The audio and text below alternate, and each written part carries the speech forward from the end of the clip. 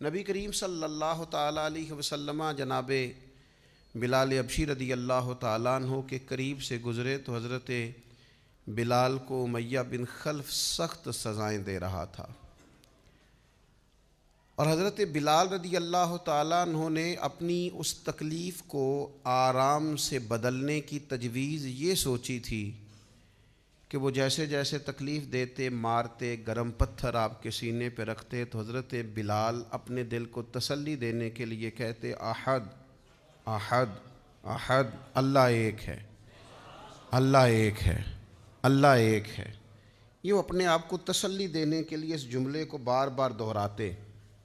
نبی کریم علیہ السلام وہاں سے گزرے تو کریم نے مسکرا کے اور شفقت کے ساتھ سیدنا بلال حبشی کے سر نور پر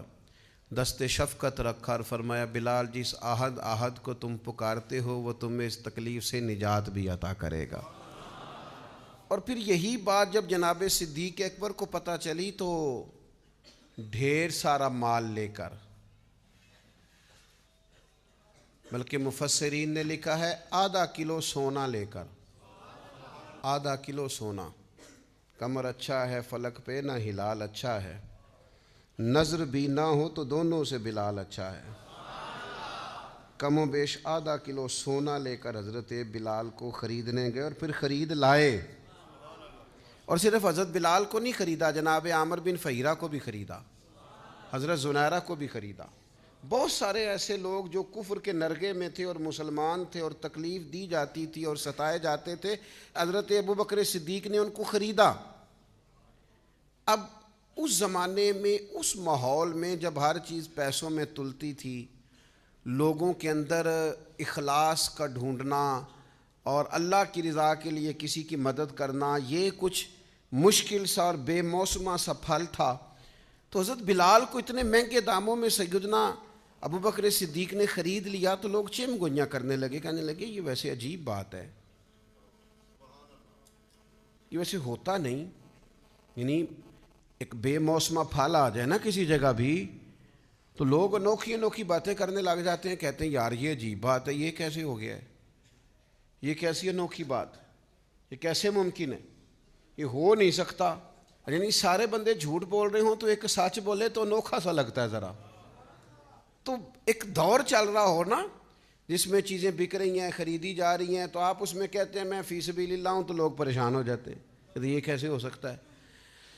تو اب اس زمانے میں جب حالات اتنے خراب تھے کہ لوگ ایک ایک دینار کے لیے گلے کاٹ دیتے تھے، وہاں ایک غلام کو اور حبشی غلام کو اور سیاہ فام غلام کو اتنے مہنگے داموں میں خریدنا کام بڑا مشکل تھا۔ اب جب مکے میں یہ بات پھیلی کہ یہ کام حضرت صدیق اکبر نے کیا ہے تو پھر لوگ پتہ کیا کرتے ہیں، کوئی بات نہ ملے تو کوئی بات بنا لیتے ہیں۔ لوگوں کو عادت ہوتی ہے، مخلوق تو فنکار ہے اس درجہ کے پل بھر میں، سنگے در کعبہ سے بھی اصنام تراشے، تم کون ہو، تم کون ہو، کیا چیز ہے داغ کبابی، لوگوں نے تو جناب مریم پہ بھی الزام تراشے۔ بات نہ ملے تو لوگ بات بنا لیتے ہیں، بات گھڑنا کو مشکل کام ہے، اتنی سونی گھڑتے ہیں کہ لگتا ہے کہ یہ جھوٹ ہے ہی نہیں، سچ ہے۔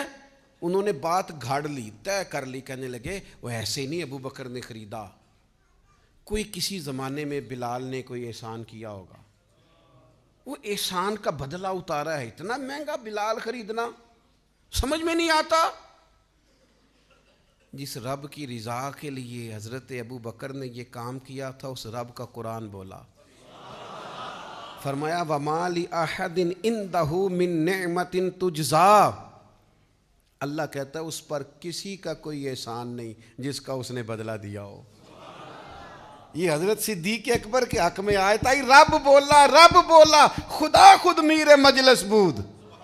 اور جب جب صحابہ پہ اعتراض ہوا تب تب اللہ کا قرآن بولا ہے وَمَا لِأَحَدٍ عِندَهُ مِن نِعْمَةٍ تُجْزَىٰ، فرمایا اس کا کوئی احسان نہیں۔ کون کہہ رہا ہے؟ حضرت صدیق کے والد نہیں بولے، بھائی نہیں بولے، بیٹیاں نہیں، او قربان جاؤں نبی کریم نہیں بولے، رب بولا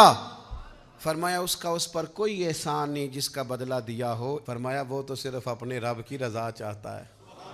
ابو بکر تو ڈھونڈتے پھرتے ہیں کہیں رب رسول راضی ہو جائیں.